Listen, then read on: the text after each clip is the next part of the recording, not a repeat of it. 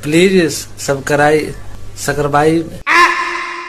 Piala AFF 2026 berpotensi menjadi turnamen paling unik dalam perjalanan timnas Indonesia beberapa tahun terakhir.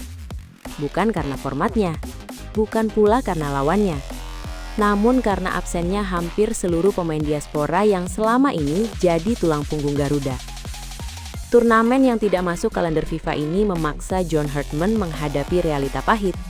Pemain-pemain Eropa kemungkinan besar tidak dilepas klub.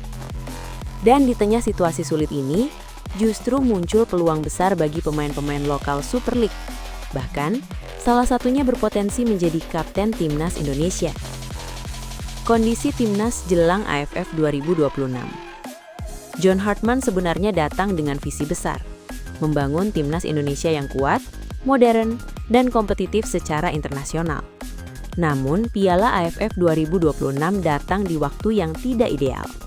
Digelar pada Juli hingga Agustus, bertepatan dengan pramusim klub-klub Eropa. Akibatnya, pemain diaspora seperti yang biasa kita lihat di FIFA Matchday hampir mustahil untuk dikumpulkan. Mau tak mau, Hartman harus melirik kompetisi domestik, dan Super League 2025-2026 menjadi ladang utama. Lalu, siapa saja pemain top Super League yang paling realistis dan potensial dipanggil? 1. Rizky Ridho, calon kapten. Nama pertama yang nyaris tidak terbantahkan, Rizky Ridho. Bek tengah Persija Jakarta ini sudah menjadi bagian timnas sejak era Sintayong. Ia bukan sekedar pelapis, tapi pemain inti yang pernah bersaing langsung dengan bek diaspora. Ridho punya 3 hal penting: pengalaman internasional, mental bertanding, jiwa kepemimpinan. Di tengah absennya Jay Itzes, Justin Hubner, dan Kevin Dix, Rizky Ridho berpeluang menjadi bek utama sekaligus kapten timnas Indonesia di Piala AFF 2026. Namun tentu, satu syarat mutlak. Ridho harus tampil konsisten bersama Persija Jakarta.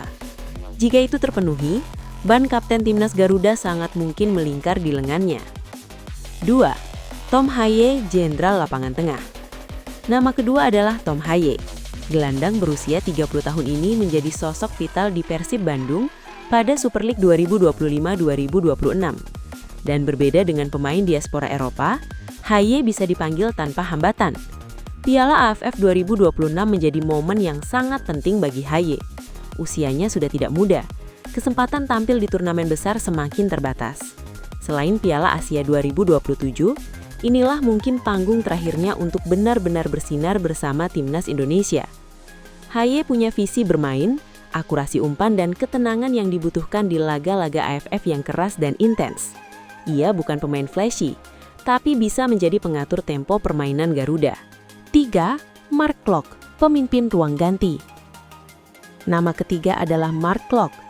Gelandang kelahiran Amsterdam ini sempat kembali memperkuat timnas Indonesia pada FIFA Matchday September 2025. Setelah tampil impresif bersama Persib Bandung. Di Super League musim ini, Klok kembali menunjukkan konsistensi. Perannya mungkin tidak selalu mencolok di statistik, namun pengaruhnya sangat besar.